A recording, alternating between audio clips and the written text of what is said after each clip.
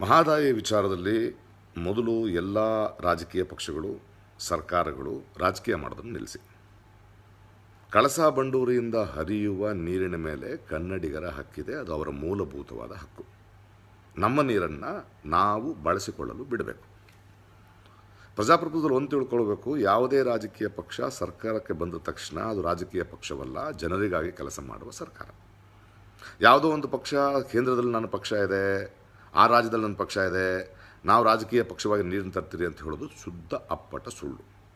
ಇದು ಜನಪರವಾದ ಹೋರಾಟ. ದಯವಿಟ್ಟು ಜನರ ಮೂಲಭೂತ ಹಕ್ಕುಗಳ ವಿಚಾರದಲ್ಲಿ ರಾಜಕೀಯ ಮಾಡಬೇಡಿ.